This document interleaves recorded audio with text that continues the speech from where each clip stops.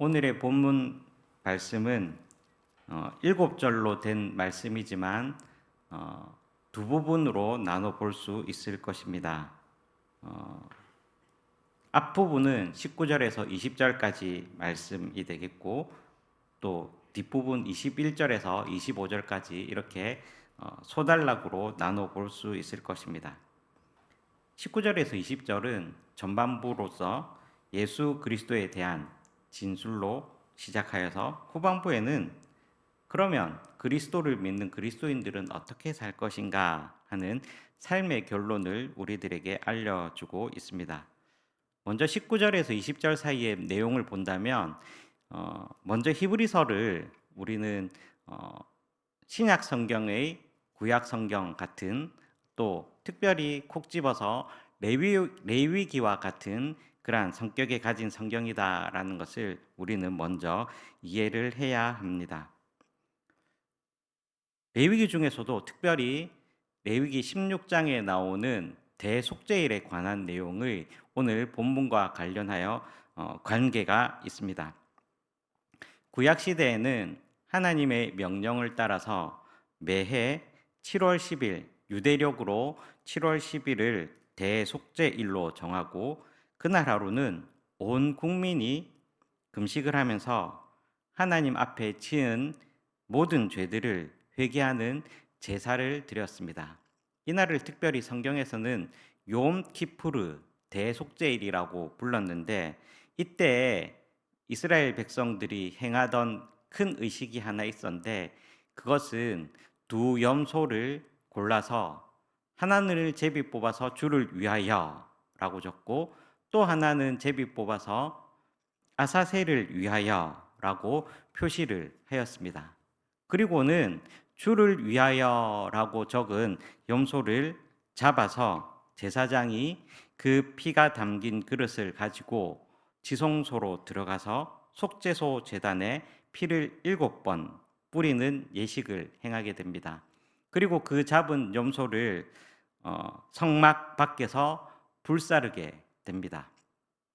또 하나인 아사셀을 위하여라는 염소는 잡아서 지정된 한 사람이 아무도 없는 곳으로 끌고 나가서 그 염소가 사람들이 보이지 않는 곳까지 끌고 가서 내버려 두게 됩니다.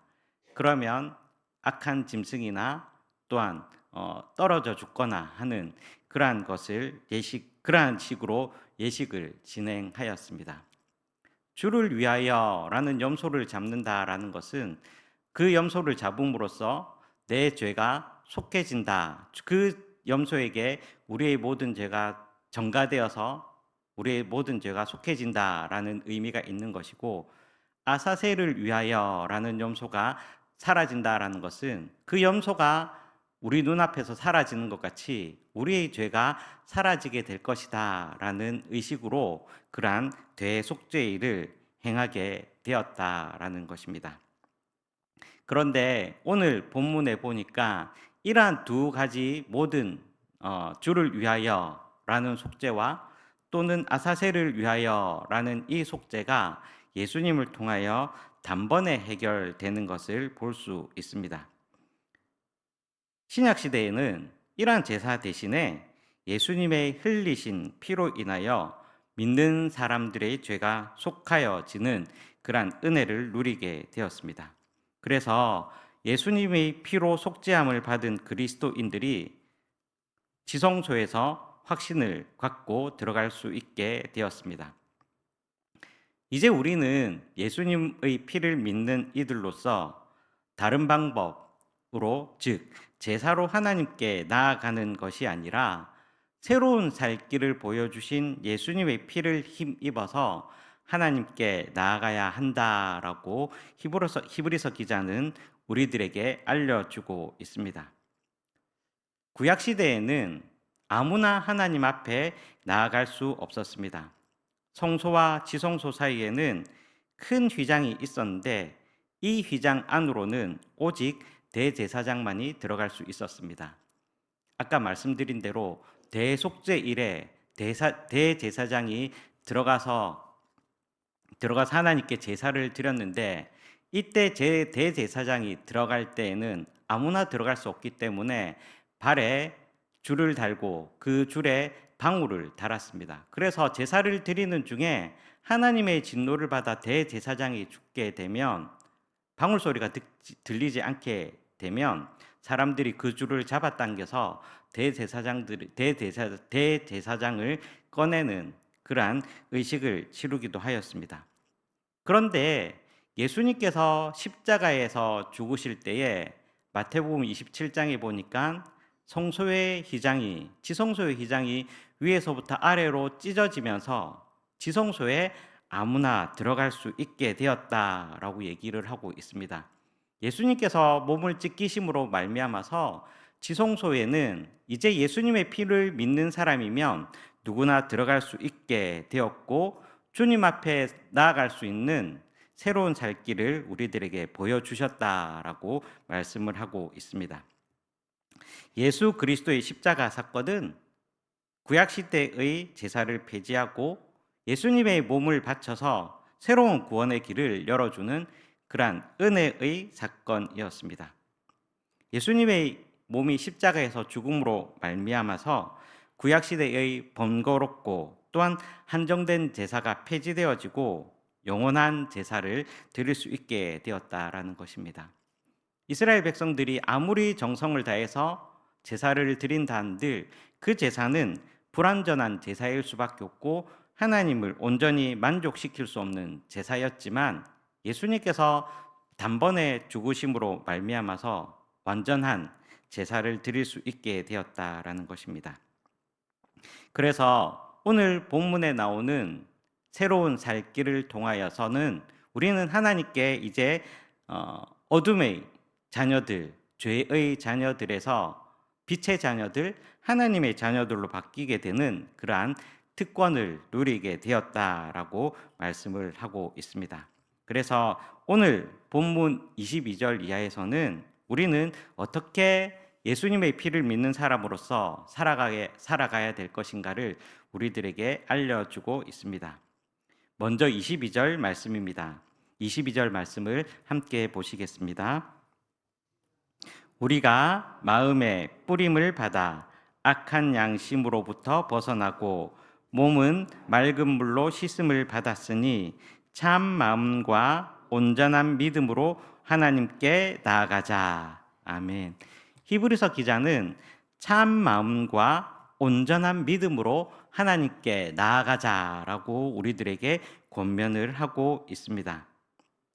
히브리서 기자는 우리가 읽었던 본문 앞에 4장에서는 은혜의 보좌 앞에 담대히 나아갈 것을 권면하고 있는데 4장 16절 말씀입니다. 긍휼하심을 받고 때를 따라 돕는 은혜를 얻기 위하여 은혜의 보좌 앞에 담대히 나아갈 것이라 우리들에게 말씀하고 있습니다. 그러면서 다시 한번 오늘 본문에서 하나님께 나아가자라고 말씀을 하고 있습니다. 참 마음과 온전한 믿음이다라는 것은 예수 그리스도께서 나의 죄를 깨끗하게 씻어 주셨다라는 것을 믿는 것이며, 또한 예수님의 십자가로 인하여 우리가 용서받았다라고 믿는 믿음을 이야기하는 것입니다. 하나님께서는 보좌에 앉아 계시고 그 보좌는 지성소에 있습니다. 지성소로 가는 것이 곧 하나님께 나아가는 것이며 또한 하나님을 만나게 되는 길입니다. 결국 히브리서의 기자는 하나님께 나아간다라는 것으로 우리의 믿음 생활을 권면하고 있습니다. 여러분, 나아간다라고 할 때는 멈추지 않는다라는 그런 의미가 있습니다. 우리가 자전거를 타면서 많이 느껴보시지 않았습니까? 자전거는 계속 달리지 않으면 멈추게 되면 쓰러지게 되어 있습니다. 우리의 믿음 생활도 마찬가지입니다. 하나님께 나아가는 것은 멈추는 것이 아니라 계속해서 전진해야 된다라는 그러한 의미를 가지고 있습니다. 그리고 또 하나님께 나아간다라는 그러한 표현 안에는 하나님께까지 자란다라는 그러한 의미가 있습니다. 옛것에 머무르지 아니하고 그리스도의 장성한 분량에까지 자라나야 한다라는 것이 우리의 믿음이 하나님께 나아간다라고 그렇게 표현할 수가 있을 것입니다. 하나님께서로부터 우리가 속죄함을 받은 그 믿음으로 하나님께 나아가는 것을 멈추지 않는 복을 누리시기를 주님의 이름으로 축원합니다. 두 번째, 우리가 하나님 앞에 새로운 살 길을 얻은 사람으로서 우리가 해야 될 것은 예수 그리스도를 굳게 붙잡으며 살아가는 것입니다.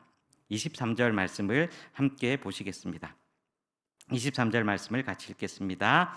또 약속하신 이는 믿으시니 우리가 믿는 도리의 소망을 움직이지 말며 굳게 잡고. 아멘. 우리에게 믿음의 소망을 보여주신 예수 그리스도를 굳게 잡는 것입니다. 주님께 나아가는 과정이라고 말씀을 드렸는데, 길이라는 것은 우리가 도착지에 가기 위해서 필요한 과정입니다. 그러니까 우리가 도착했다라는 것이 아니라 우리는 여전히 믿음의 과정 중에 있다라는 것이고, 아까도 말씀드린 것처럼 하나님께 나아간다라고 말씀을 하고 있습니다. 그 나아가는 과정에서 꼭 필요한 것이 우리의 소망이신 그리스도를 굳게 잡는 것입니다. 그래서 사도 바울은 빌립보서 3장에서 우리들에게 이렇게 권면하고 있습니다. 내가 이미 얻었다 함도 아니요 온전히 이루었다 함도 아니라 오직 내가 그리스도 예수께 잡힌 바 된 그것을 잡으려고 달려가노라 권면하고 있습니다. 은성교회 성도 여러분, 우리가 믿는 도리의 소망은 오직 그리스도 예수인 줄로 믿습니다. 그리고 그 예수님을 굳게 잡으며 살아가기를 주님의 이름으로 축복합니다. 굳게 잡는다라는 것은 배가 난파하여서 파산하였을 때 바다 위에 떠다니는 판자를 붙잡듯이 붙잡는 것을 의미하고 있습니다. 여러분, 배가 난파되어서 우리가 잡을 것이 있을 때에 그것을 굳게 잡아야만 우리의 생명을 유지할 수 있는 것처럼 우리들에게 약속된 미래를 보여주신 예수 그리스도를 의심하지 말고 굳게 붙잡으며 살아가시는 그러한 복을 누리시기를 주님의 이름으로 축원합니다. 세 번째로 주님께서 우리들에게 새로운 살 길로 보여주신 방법은 모이기를 힘쓰며 또한 사랑과 선행을 격려하는 것이다 라고 말씀을 하고 있습니다. 오늘 본문 24절, 25절 말씀을 함께 보시겠습니다. 24절, 25절 말씀입니다. 시작. 서로 돌아보아 사랑과 선행을 격려하며 모이기를 피하는 어떤 사람들의 습관과 같이 하지 말고 오직 권하여 그날이 가까움을 볼수록 더욱 그리하자. 아멘. 나 혼자만 잘 믿는 것이 아니라 우리의 믿음의 동료들, 우리의 믿음의 공동체와 함께 예수 그리스도께서 보여주신 소망을 붙잡으며 모이기를 힘쓰라라고 말씀을 하고 있습니다. 모이기를 힘쓰되 그 모이는 가운데서 서로 돌아보고 사랑과 선행을 격려하자라고 말씀을 하고 있습니다. 우리 교회 그리스도인 공동체는 친목의 단체이기보다는 주님을 믿는 믿음의 공동체로 우리는 모여 있습니다. 그러므로 우리가 모일 때에 주님의 이름으로 모이고 모일 때마다 서로 격려하고 위로하고 또한 우리의 사랑과 선행을 다른 사람들이 알도록 나타내며 살아야 할, 섬겨야 할 그러한 책임이 우리들에게 있다라는 것입니다. 성도는 주님 안에서 한 형제, 한 자매이기 때문입니다. 우리가 모이기를 힘쓰고 또 모이기를 힘써야 된다라는 것은 우리가 너무나도 잘 알고 있습니다. 그러기에 우리가 교회 공동체로서 모이기를 힘쓰는, 우리가 그래서 예배 시간마다 모임 시간이 있을 때마다 우리는 모이기에 힘쓰면서 주님 오시는 것을 사모해야 할 것입니다. 모이고 격려하는 가운데서 우리는 새로운 힘을 얻을 수 있고 또한 우리의 믿음이 떨어지지 않도록 경건한 삶을 살아갈 수 있게 되는 것입니다. 말씀을 마무리해 보겠습니다. 예수 그리스도께서 우리들에게 대제사장으로서 주님의 몸을 희생해 가면서 우리들에게 새로운 믿음의 살 길을 보여주셨습니다. 그 길을 따라서 우리는 더욱더 주님 안에 온전한 참 마음과 온전한 믿음으로 나아가야 할 것입니다. 그 나아가는 가운데 예수 그리스도께서 우리들에게 보여주신 소망의 줄을 놓지 않으며 살아가야 할 것입니다. 뿐만 아니라 우리가 잡고 있는 그 소망의 줄을 바라보면서 모이기를 힘쓰고 또한 사랑과 선행으로 격려해야 할 것입니다. 여러분, 마지막 때가 가까워 오면 올수록 더욱 모이기에 힘쓰고 또한 우리의 공동체를 굳게 지켜야 할 것입니다. 예수님께서 오실 때까지 우리 이 일을 놓지 아니하는 우리 모든 성도님들이 되시기를 주님의 이름으로 축원합니다. 기도하겠습니다. 사랑의 하나님 아버지, 주님의 은혜를 감사드립니다. 주님께서 저희들에게 구원의 길을 보여주셨고 또 구원의 그 새로운 살 길을 우리들에게 보여주셨는데 그 길을 따라 믿음으로 살아가기를 원합니다. 소망의 주님을 붙잡으며 살아가기를 원합니다. 모이기를 힘쓰고 사랑과 선행으로 서로 격려하기를 원하오니 주님, 우리 한 사람 한 사람을 도와주시고 새로운 힘을 부어 주시옵소서. 하나님 아버지, 이 시간 주님 앞에 귀한 예물을 올려드립니다. 이 예물에 담긴 귀한 기도 제목들 또 소원들 주님께서 주님 안에서 이루어 주시고 또한 가정과 생업에 주님께서 복을 허락하여 주셔서 주님 더욱 잘 섬길 수 있도록 인도하여 주시옵소서.